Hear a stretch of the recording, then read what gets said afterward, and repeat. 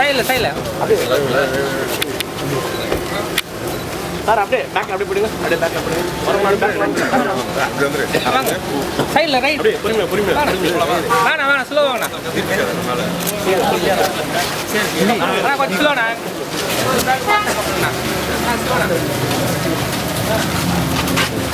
நீங்கள் ஓடாதீங்க.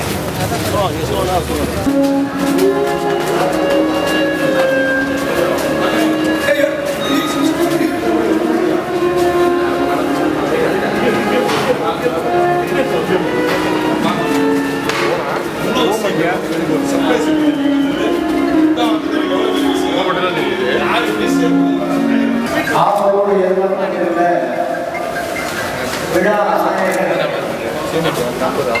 தமிழ் தலைமுறை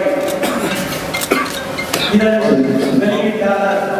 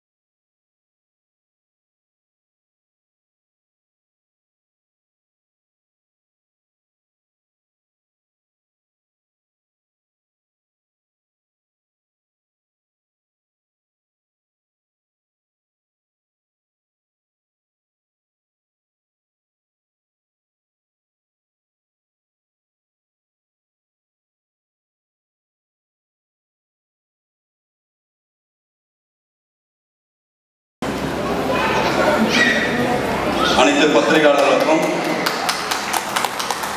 இது மேடையில் உட்காந்துருக்கணும் எல்லாருமே வந்து சாதாரண கிடையாது.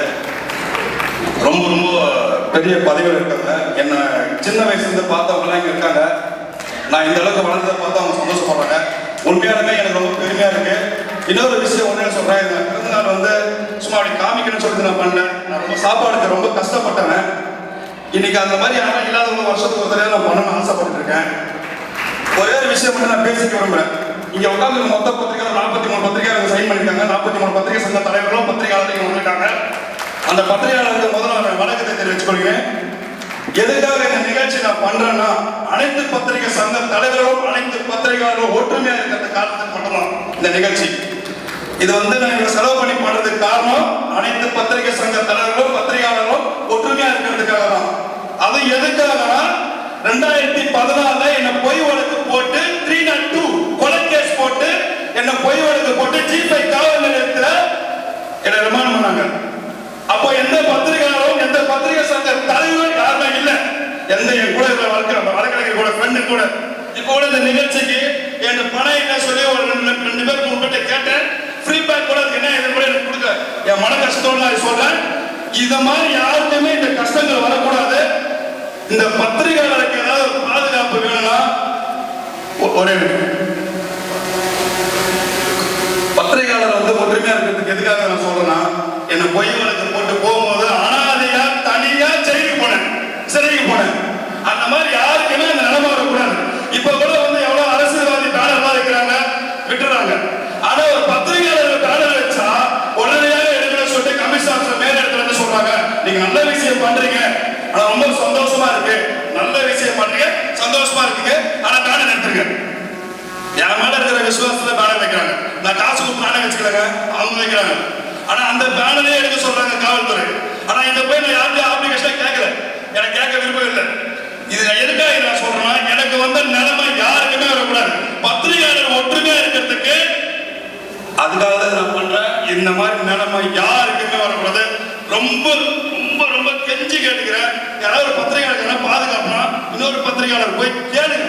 அவர் 1008 தப்பு பண்ணிருக்கோம். ஆனா இருந்தாலும் உண்மையா நடந்தா என்னன்னு கேளுங்க. அவன் பண்ணிடுவான், அவன் பண்ணிருப்பான்ப்பா, கண்டிப்பா பண்ணிருப்பான். அவன் ரவுடி போயிருப்பான், அவன் பத்திரிகையாளருக்கு சம்மந்தம் இல்லப்பா, கண்டிப்பா பண்ணிருப்பான். சொன்னாங்க தான் நான் ஜெயிலுக்கு போனேன், சிறைக்கு போனேன்.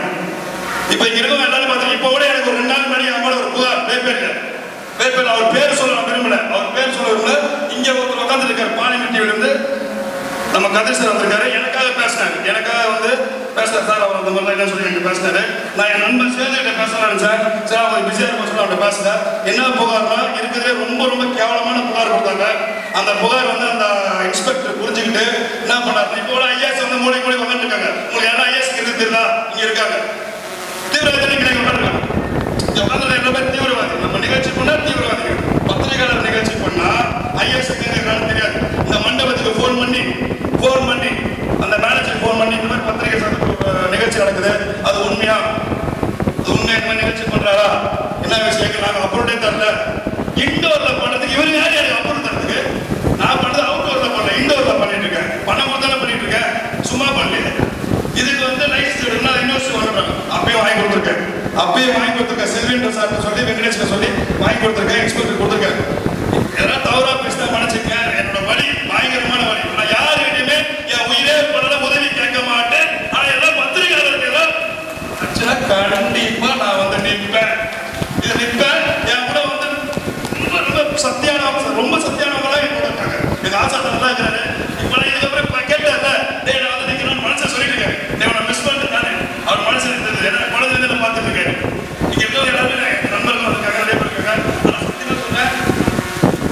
அவ்வளோ ஆசீர்வாதம். என்ன சொல்றேன், எனக்கு எந்த இழப்பு யாரும் என்ன பண்ணணும்னா நான் கண்டிப்பா தயவுசெய்து திரும்பி சொல்றேன். இங்க ஒருத்தர் உட்காந்துருக்காரு, ஒரு பத்திரிகையாளர், மூத்த பத்திரிகையாளர் கீழே உட்காந்துட்டு இருக்காரு. அவர் உதவி செய்யறதுக்கு யாரும் இல்லை. அவர் ஹாஸ்பிட்டல் அட்மிட் ஆகும்போது உதவி செய்யறதுக்கு ஆள் இல்லை. ஆனா மேடையை போட்டு நான் தான் பத்திரிகையாளர் சில பேர் இங்க உட்காந்து சில பேர் சிஆர் பாஸ்கர் வந்து எப்பவுமே என்ன பண்ணுவாருன்னா, சிஆர் பாஸ்கர் எப்பவுமே என்ன பண்ணுவாருன்னா, எல்லாருமே மேடையில அரசியல்வாதிய எல்லாருமே என்ன பண்ணணும், ரொம்ப அசால்ட்டா அப்படி உட்காந்து கூட மேலே உட்காந்து என்ன ஏதாச்சும் தெரியல. இப்போ இருக்கு என்ன வாழ்த்து பேசுறாரு, காசு ரொம்ப வாழ்த்து பேசுறாரு. நன்றி. ஆல் இந்தியா பிரசிடன்ட் சார்பாக, மாநில நிர்வாகி சார்பாகவும் வாழ்த்து நன்றி தெரிவித்துக் கொள்கிறேன். இன்னொரு விஷயம், இந்த நிகழ்ச்சி நடக்கிறதுக்கு நான் மட்டும் கிடையாது. இங்க உட்காந்து என் தம்பிங்க தான், முக்கால்வாசி என் தம்பிங்க தான், என் நண்பர்கள் தான் இந்த நிகழ்ச்சியை நடத்தி கொடுத்தாங்க. நன்றி.